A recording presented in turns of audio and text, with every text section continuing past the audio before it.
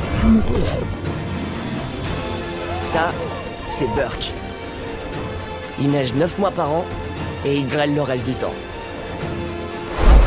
Tout ce qui pousse ici est rude et sans saveur. Les gens qui grandissent ici, bien plus encore. La seule bonne note, c'est nos bébêtes. Ailleurs, les gens ont des poneys ou des perroquets. Nous, on a des dragons. Bienvenue à tous mes chers dragonniers, c'est Benouille. On se retrouve aujourd'hui pour un tout nouveau, tout frais et bien bossardé, ce qui ne veut rien dire. Je disais donc un tout nouveau documentaire dragon. Yeah. Avant que la vidéo commence, je vous rappelle que vous pouvez retrouver beaucoup plus de mes autres vidéos sur ma chaîne Benouille Gaming, pour vous patienter en attendant donc les prochaines vidéos de la chaîne.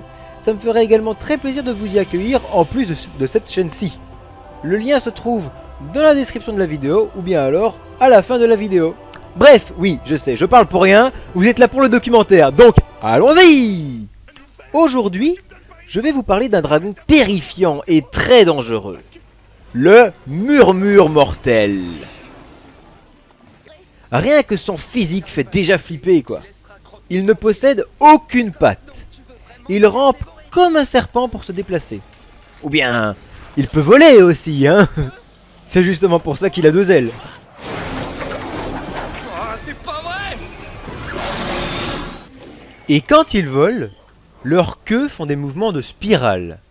Et en fait, sa tête toute ronde est directement reliée à son corps, qui devient de plus en plus fin jusque dans le prolongement de sa queue.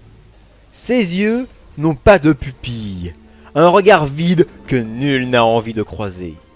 2 narines plates, sans relief.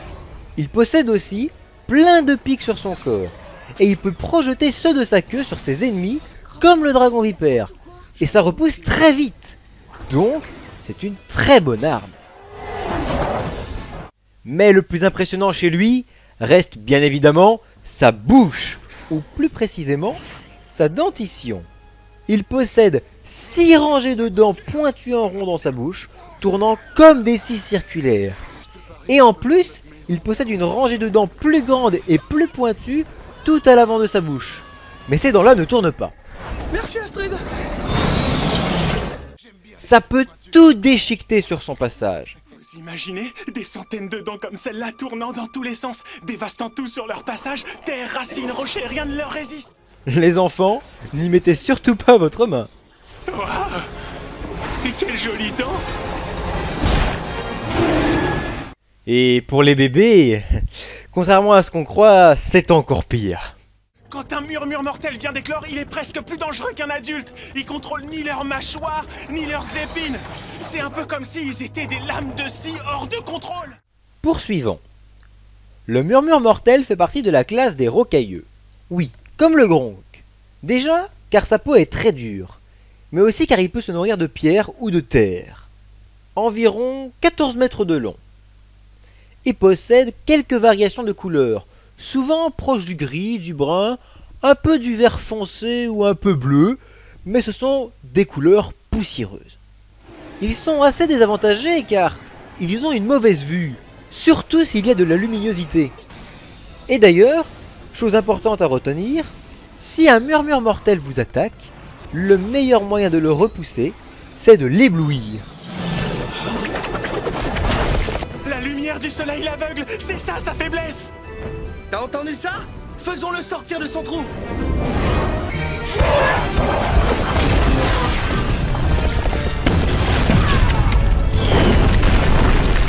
Wow, ça, c'est fantastique. Il déteste ça, et il vous laissera tranquille.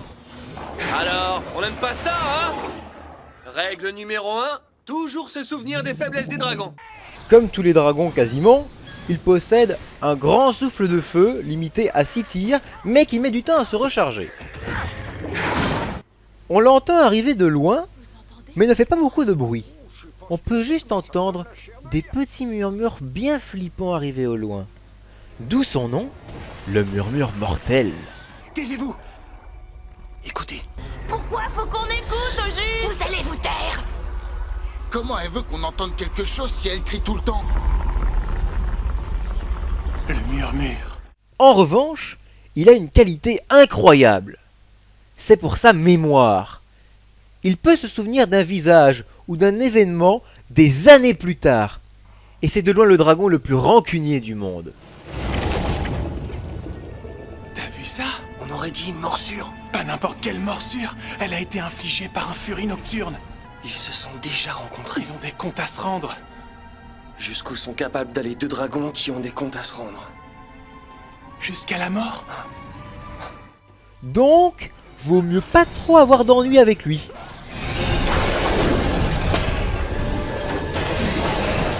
Surtout que c'est un dragon très sournois. Comme beaucoup le savent, ce dragon préfère vivre sur le sol plutôt que dans les airs, comme tous les dragons rocailleux. Et pour le murmure mortel, je dirais même plus qu'il préfère vivre sous le sol. Et oui, il peut creuser à toute vitesse des galeries souterraines à l'aide de son incroyable mâchoire et peut tout dégager sur son passage sans problème. Et puis c'est logique qu'il aime vivre sous le sol, étant donné qu'il n'aime pas la lumière. C'est pas qu'un trou!